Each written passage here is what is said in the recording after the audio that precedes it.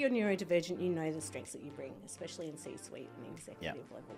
But I think it's how do you bring those strengths out within your teams, ensuring that they're supported as well. And I think what we're struggling to see, particularly in the dyslexic community, is leaders in organisations coming forward and saying, I am dyslexic. We're really struggling to have high-profile people that feel okay to talk about it and then to help and mentor others. So, but also that the work we do can really support your staff around how they can work to their best through the tools and strategies that we have as well.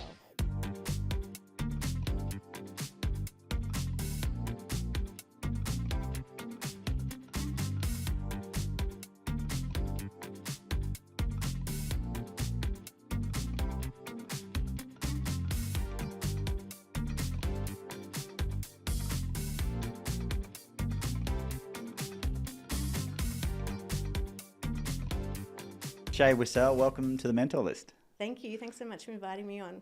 Well, it's great to have you in the studio, and this is a topic that's very close to my heart and research. We're going to be going deep into neurodiversity in leadership.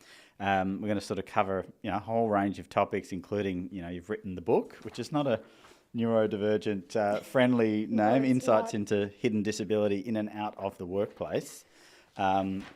Dyslexia Insights into Hidden Disability in and Out of the Workplace. So looking forward to touching on some of the uncoverings in that. But maybe if we just start with a very simple question, and excuse my naiveness, if that's even a word, but neurodiversity, can you define kind of what that is, neurodiversity and dyslexia? So neurodiversity was actually a term coined by a researcher called Judy Singer, I think in the 80s or 90s. And she was studying intergenerational autism within her family and the women within her family. And so she coined the term neurodiversity, talking about how in the environment we need biodiversity. And so the same within the human race, we need a variety of different ways of thinking to enable us to thrive, and to see autism as a positive way of thinking differently and doing things differently, rather than the negative connotations that autism can have. And then I think particularly in the last 5 years, we've seen this cultural movement of neurodiversity being talked about. And now what we say is those that have, say, autism or ADHD or dyslexia or other neurodevelopmental differences are actually neurodivergent, because we've diverged off the neurodiversity path. So got it. Non-typical. It's complicated, but not complicated. So in that sense, everybody's neurodiverse because we're all different thinkers, but those that have neurodevelopmental differences like dyslexia are not the same as someone that's neurotypical. Right. So is it becoming more prevalent, or are we becoming more aware, or what's happening? Are we getting more diverse, neurodiverse, or are we, what's happening? What are you seeing in your research? Well, it's interesting because your lift just said 1 in 20 people are now diagnosed with ADHD, right? Which was interesting coming up. It's like, that's an interesting topic while we're talking about this today. I think part of the reason... That's diagnosed, so yeah, how diagnosed, many? Yes, that is diagnosed. Sorry, keep going. We'll get to that. We saw a lot of boys in particular when they were younger being diagnosed, but what we're tending to see now is women being diagnosed in adulthood, and that's across all the different neurodivergences. And I think partly because as girls we're good at masking, or we tend to be good girls and we fly under the radar. So I went to a Catholic school. I was very well behaved. I hated getting into trouble. I was very fearful of getting into trouble. And so I always made sure I did all my homework, even though I'm very disorganised outside of school and work. And my mum was a school teacher, so she made sure we kind of had that routine.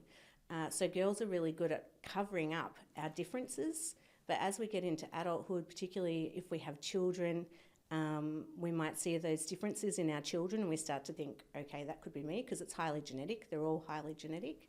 And also that we might have had really good strategies to manage, but then once we've had children or we've got married or we've progressed in our careers, sometimes those strategies don't work as well anymore. Yep. And so what we find is we start to struggle, and then we start to investigate why are we struggling. And it could have been that in the past we might have had a lot of anxiety or depression. Sometimes people get labelled with bipolar. And so people start investigating. That's why we're seeing particularly women being assessed and diagnosed more now. So whether it was always there and we've improved our way of diagnosing, I think is partly that. And that, it's been talked about a lot more. That was a long-winded answer to your question. No, it's very, very interesting. I have many, many questions. And just when you're talking now, I'm thinking, well, does like attract like? So if I'm ADHD off the charts, if you haven't picked that up. Now my wife is sort of we're undecided whether she has it or not, or where on the spectrum she sort of sits. And we'll come back to spectrum because I know I'm using that incorrectly there. But do we attract to each other and therefore have kids that have higher proportions of ADHD? Because it is a genetic. Are all these things? Sorry, I've got so many questions. That's all right. We can do a two-part podcast. That's what I tend to find in my other podcasts. So we end up having two parts because we talk too much about one thing. And yes, it is highly genetic. Like in my family, it's my dad, and I'm pretty sure he's dyslexic. He's definitely dyslexic, but he shows strong traits of autism and ADHD. So So your dad would be in a different age bracket, probably 50 to 70. That is a low diagnosed cohort. It would be, yes. So how do you know when you say, he's got he's dyslexic, but this is you as an expert, what traits are you seeing that we could see in others to say, that person's got dyslexia? Or well, for my dad, he doesn't read, so he can't fill in forms. Right. Partly he didn't finish school, so he left and went and did a trade very young, but also he struggles to read. My mum always helped him. My mum, since she's passed away, we have to help my dad if there's a lot of reading or digital literacy, things like that. We have to support him with in his finances. So that was probably an indicator. He's highly creative in his ability he could build anything. He's building a car at the moment.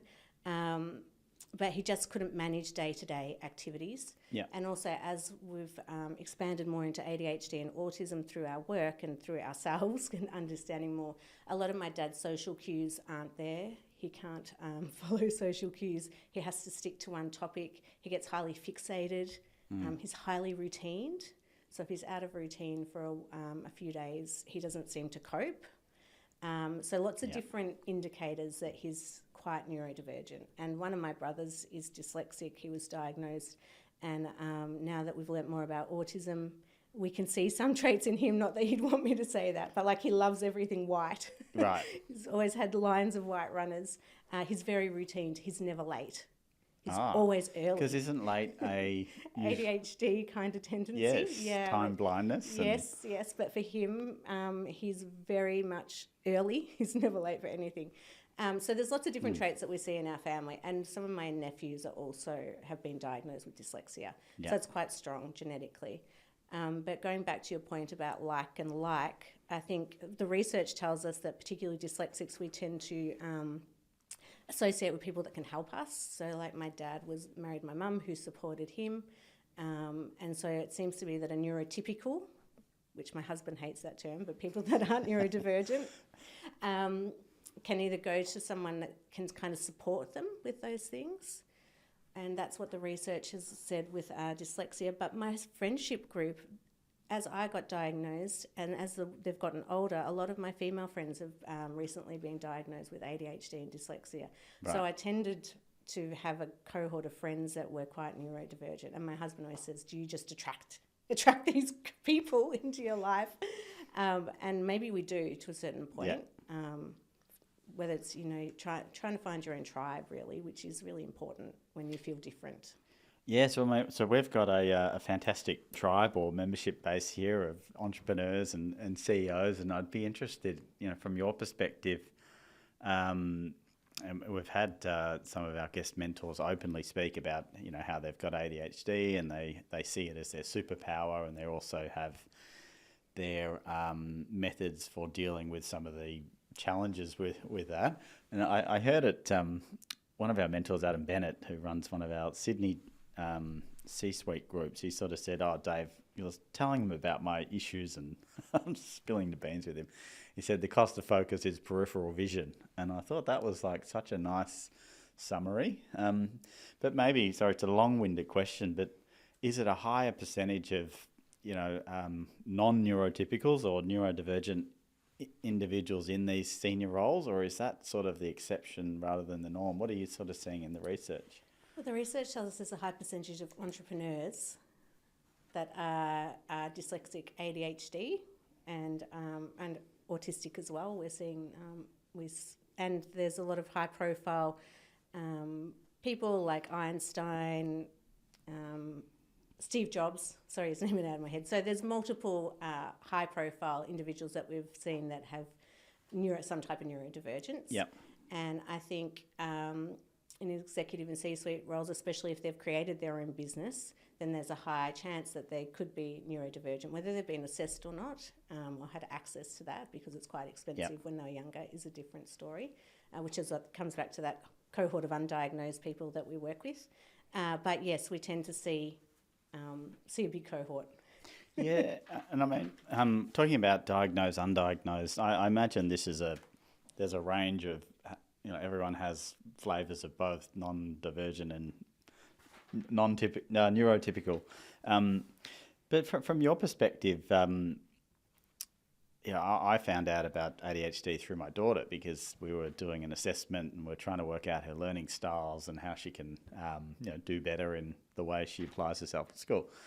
And then we're talking to an expert and she's sort of going through the process, and I look back on it now, it's very obvious what she's doing. She's like, "Have you had a test, David?" And I'm like, no, I haven't had a test. This is about Ava, my daughter. We're gonna go down this road. I think she's got ADHD, so we're gonna go. She's like, okay, it might be worth, just for information's sake. And anyway, I ended up doing it, and it was obviously but they're all along, and so I've created all these coping mechanisms and things to be able to get by. But from your perspective, do you think it's better to have a diagnosis or not? To not know and just work it out, or like, what's your view on that? I'm caught up that your daughter's name's Ava, because so is my daughter. Oh, and there you go. Sure Very popular at the moment. Watching her dancing the other day, I'm like, I'm sure she's got ADHD. She just would not sit still, and all the other girls were sitting still. I don't want to diagnose her because, labels. We've just released a paper actually on labels, but I think labels are really important, and I think a diagnosis is important so that you can understand for yourself.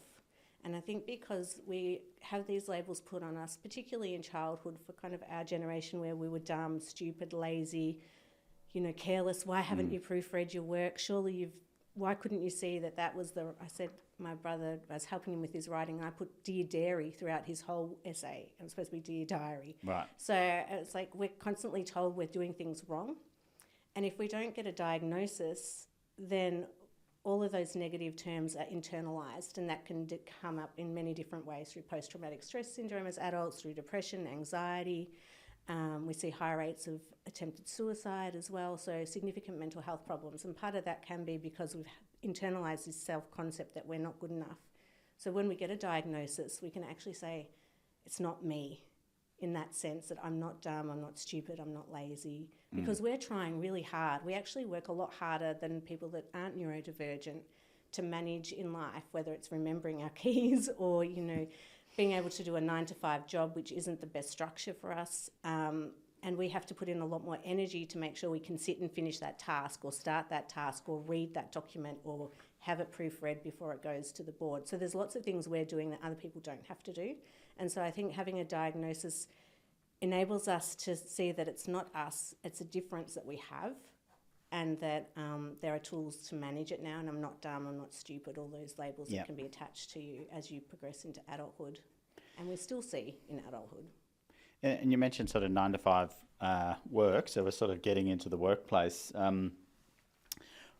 Is the current workplace sort of set up to, get the best out of, neurodivergent individuals, or are there, is there practical things we could do to maybe identify it within a team and make it a more inclusive sort of working style and arrangement and physical location? Yes, I think that the 9-to-5 is good for someone who really likes routine, that can be really helpful, having that kind of structure. I know for me as a dyslexic, most likely ADHD, and 9 to 5 does not work for me. I normally start early and finish early, partly so I can get my daughter, but I also tend to work before my daughter. I would work really late as well because I knew that was a good time for me. So I think since COVID, this ability to work from home has, I think, enabled us to thrive in an environment where we've got that flexibility to start early, to finish early if we need to, or vice versa, to have those breaks where it's okay if you're standing up to do a meeting. Like I've got a stand-up desk so no one can see me fidgeting, or I've got a treadmill so sometimes I might walk in meetings. Like all those things that can help you with your movement and your concentration. All of us struggle with background noise that's neurodivergent. Like that's a big issue, and that sensory overload, bright light. So when I'm at home working, I don't have lights on in my office. It's quite dark because I just have the natural light coming in. For me, I think the only challenge working from home is that I hyper-focus. So sometimes I might realise I haven't got up from my desk for 4 hours. Right. And then I'm like, right, I haven't had a glass of water in 4 hours. I've only had a coffee.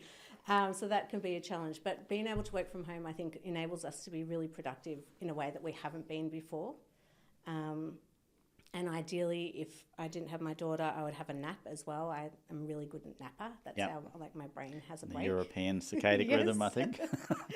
And I still try now on the weekend. But I think that's been really helpful working from home. And I think, as we progress in our careers, that type of structure where it's a little bit less unstructured, I think as we get into leadership and executive roles, where I think that helps us thrive as well. Yeah.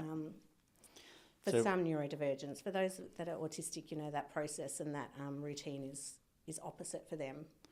So working from home is good for neurodivergent? For some, yes. And I think particularly for autistic people, if they're struggling with their social skills, so working from home can be really helpful for them. We find that, though, with dyslexics, because we've got email, you might have Teams running, you might have Slack running, trying to keep up with those 3 different channels can be really hard, and keeping up with the threads of written content can be difficult. So I think hybrid models are really good, where you've got that mix where people can come in and still socialise, still get that brainstorming and ideas, but you've got that ability to kind of work the way that you work best. So if you had to stereotype, which is always a dangerous thing, but you've got two individuals, one's got 12,000 unread emails, 50 unread texts. One's got, 20 emails and a couple of unread texts. Where's the non-divergent you typically sitting? Is that even a good question, or is that just... Well, I mean, my husband is neurotypical and he has sometimes 2,000 emails. Oh, right, okay. So it's... so I think it depends on workload, where for me, I hate the red dot. I cannot go to sleep with the red dot on the phone, on an email. I have to check everything off. Notification, right. Yeah, I don't cope with those notifications. But I think if you've got the 1,500 emails, and like I say to my husband, who's not neurodivergent, like, what is your work structure? How have you broken up your day so that you've got time to work and time to have your meetings and time to do that admin? Because we all have admin in our job. And so that can be hard to balance all of that, and it's looking at how we can structure things. But I think coming back to your question around strengths, if we're working from a strength-based approach for our whole team, not just the neurodivergence, it's like understanding where everyone's strengths are. So then we're working at a high performance rather than this person can't do that, they're being lazy, they're not pulling their weight. Yeah. I think if we know that one person in the team is really good at writing, then what's wrong with them doing that bit if someone else is really good at strategic thinking and problem solving? So trying to understand your team makeup's really important, so that then everyone's enjoying their job role because they're doing the things that they enjoy and that they love and that they're good at. So you mentioned before, coming up in the lift, there was an article on the screen that said sort of 1 in 20 benefit from ADHD or diagnosed with ADHD. What is the real stat? And then knowing that if you've got a team of 5 or 10, how do you identify the traits, and then how would you sort of support that in a way that's beneficial for the whole team, if that's possible? Well, if we think of a workplace with, say, 100, because that's easy for me to do the maths on, around 10 would be dyslexic. Okay. around 5 to 8 would have ADHD, and then 1 to 2 might have autism, which is surprising because we probably talk about autism the most in the workplace, and we see, if you're looking on social media, there's a lot of conversation about autism, and we've just seen the National Autism Strategy come out. So is that because it's the most obvious one when you meet someone to identify or to see? Yeah, possibly. And I think that for some people with autism, it can be significant where they need a lot of support. And I don't know whether for someone that's dyslexic, functional reading skills is significant if you can't read, but people can't see that. And so I think sometimes there's hidden traits that make it hard as well to understand what's going on for somebody. When I do presentations, I have a photo of my family, and my uncle's significantly intellectually disabled, and he's partially blind as well. So you can see that he's got a disability. But in our photo, my mum's terminally ill with cancer. We've got some others with chronic disease, and then we've got our neurodivergent cohort. And you really can't see that. And I think that sometimes as well, because the difficulties are so hidden. And I don't know whether it's just the autistic community they've been really good at self-advocating, and they've really come together well. To get that support, and possibly other neurodivergent conditions, we're still learning how to do that right now. Yeah, right. And when you say those numbers, so 1 in 10 dyslexic, or almost 1 in 10 ADHD, and then what's that, 2 in 100, 1 in every 50 has autism within the workplace. Is this diagnosed, or is this just the underlying statistic? This is the diagnosed statistic. Okay. So we don't know who's sitting there undiagnosed, and I'll send you a little picture for our show notes. So we have one person that is open and happy to talk about their neurodivergence in the workplace, and they might not want to be the poster person, but they're happy to say they've got dyslexia or autism. Then you've got the people that are masking, that are too scared to come out in the workplace because of fear of stigma. Yeah. And then you've got that cohort that know that they're working harder, or they don't get things done on time like others, or there's something different about them, but they haven't had that opportunity. And so when we're thinking of the workplace, we've got a variety of people coming in at all different levels with all different skills, different things happening for them at home. And so I think if we're able to know that everyone's coming with something, we have to learn on the job. We don't come with that full skill set, as an example. And I think it's just asking. We've got a really good video around how to talk about, when do I work best and when do I need help? And it's a really good team one to do, to really understand the different dynamics without people having to say, I'm autistic, or, I'm a single mum and I have to leave early to get my child. Like, we don't have to disclose all that personal information then, because we're just asking people, what makes you work at your best? And then what are things that you might need support with? And for a single mum, it might be, I need to leave by 3. Yep. But I don't need to disclose that. I just say I work best from 7:30 till 3 o'clock. And so it's really getting to understand your employees rather than their areas of weakness or their areas that they need extra support with because they're neurodivergent. Does that make sense? It does, yeah. And you've sort of touched on something, some people aren't open to talking about that, and maybe we can sort of, you mentioned labels being important before, and having that awareness, at an individual level. And I see it, my daughter's in grade 4 at the moment, and they're so open and transparent around different learning styles. It's just, and that will flow into the future workspace.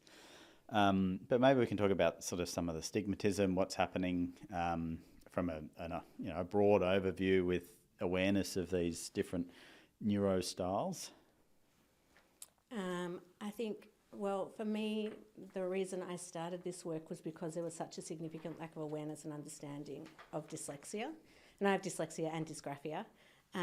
Sorry, what's dysgraphia? So dysgraphia is a writing difficulty.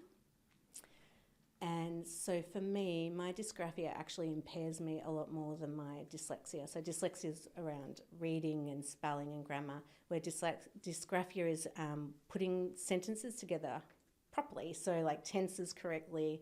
I tend to write from the middle out, so I don't always put the context, or I don't put the introduction or the conclusion, so it's just kind of the middle piece. So for me, like writing an email, I tend to not do the niceties, I just get to the point. And so people find that really rude. And I've been given a lot of feedback. Same with my texting, and even my brother's like, why can't you just say, how are you? I'm like, yeah, but you already know that, so... Straight into the business. Let's just get it done. Yes.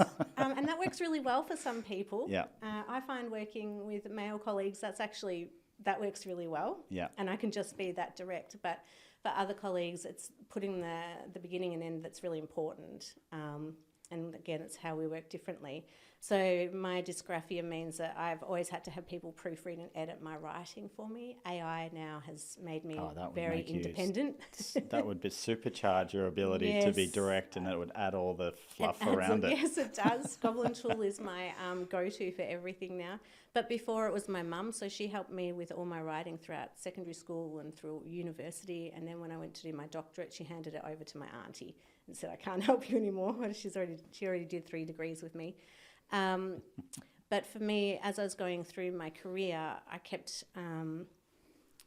hitting roadblocks because of my writing and my dyslexia. And every time I disclosed in the workplace, people just really didn't understand. And so I was offered a lower salary that had been advertised because I said I needed some help in my writing during an interview.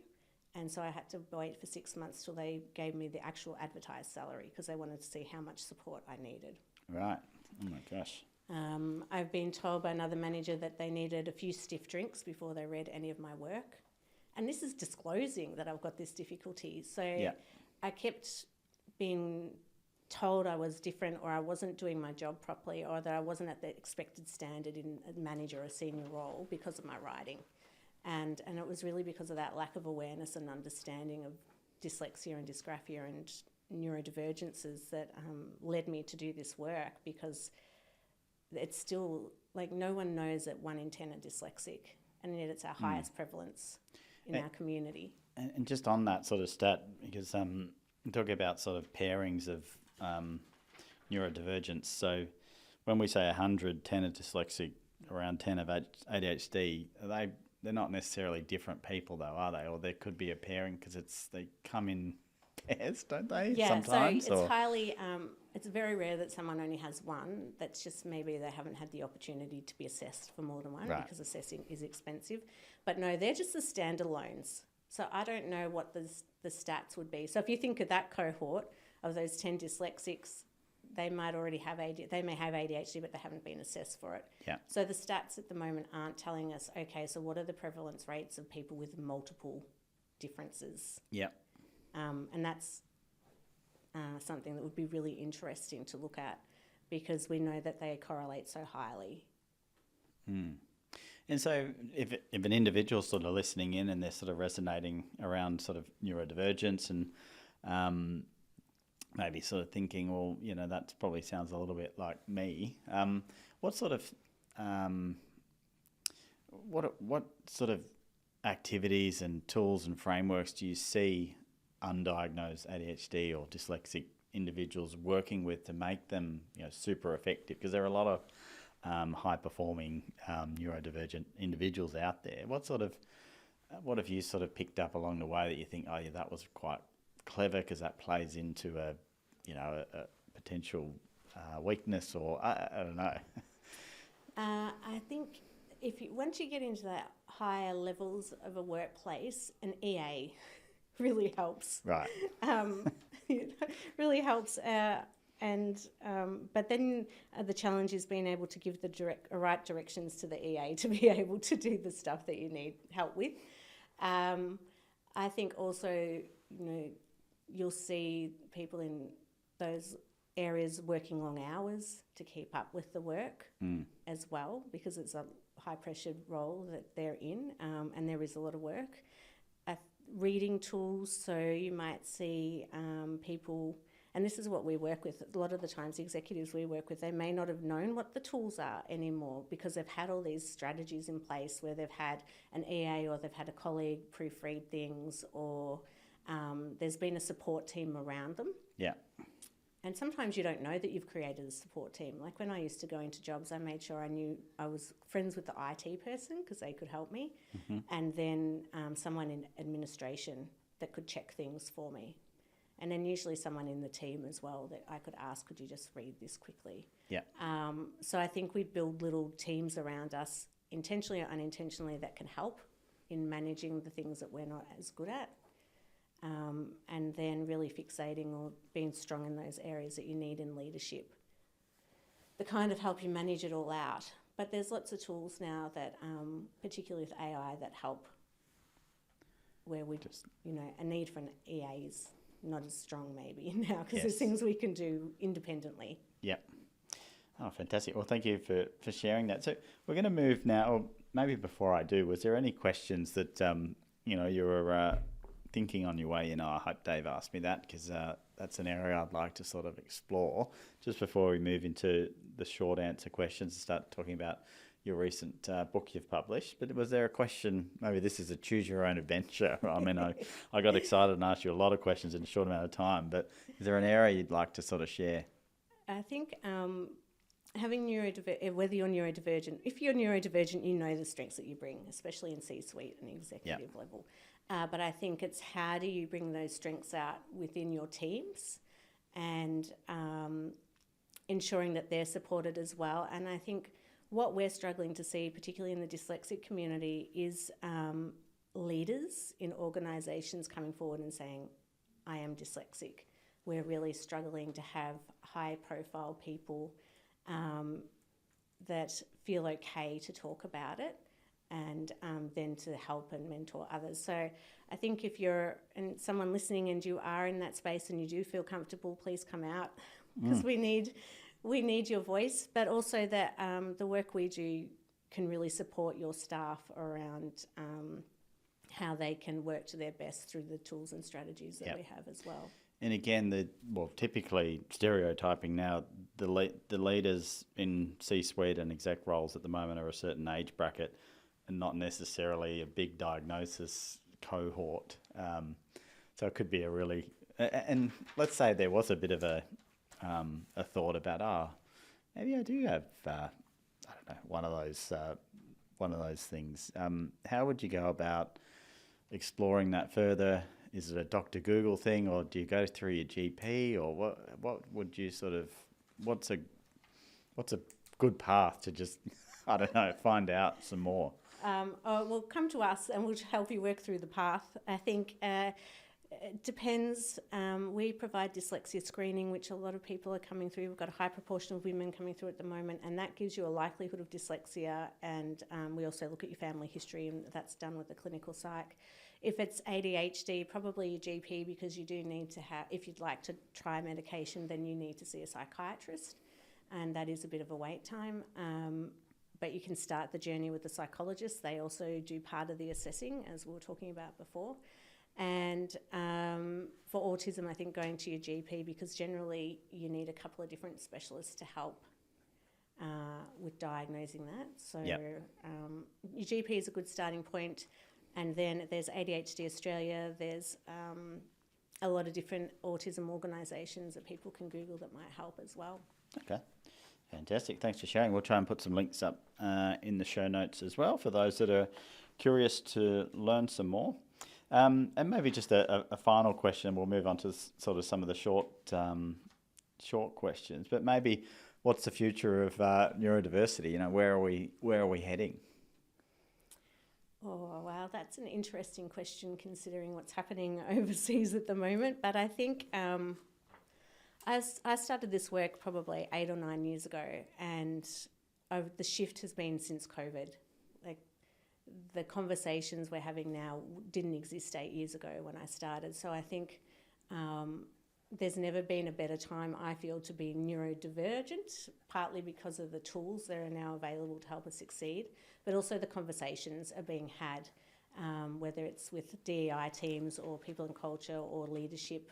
We're now having these conversations and seeing the benefits of thinking differently in a workplace and knowing how that can increase profits and increase high productivity. And so I hope that one day I can just go and do research and I don't have to do this work, because organisations are well set up to support everyone, and tools are accessible for everyone to work to the best of their ability. And when you say the shift has been since COVID, is this that the conversation is more around a sort of mental being and wellness, is that kind of the shift that now is making it okay to talk about these things? Or I'm not sure what I've seen there's a huge push on social media. I think also the Senate inquiry into ADHD has helped, the autism strategy has helped. So there's been some political changes, and whether that's because politicians themselves have seen their children get diagnosed and so they want to see change. I mean, in South Australia, they have an autism minister. right. So I think also that advocacy has become very strong in these with these different conditions as well. And I'm not sure, but it's great. It's really exciting to see after all this time that these conversations are starting to be had. But I'd like to see more dyslexics at the table. Right. Okay. Well, never been a better time. So that's quite a call out. So, fantastic. Well, thank you for being so generous with all of your experience and hard work in research and the work that you do.